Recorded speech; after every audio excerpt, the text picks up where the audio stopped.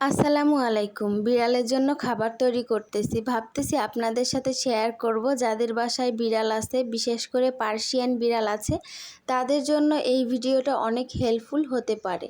তো আমি কি করি, পুরো একটা মুরগি পানি দিয়ে ভালো করে ধুয়ে তারপরে এটাকে প্রেসার কুকারে সিদ্ধ করে নিই।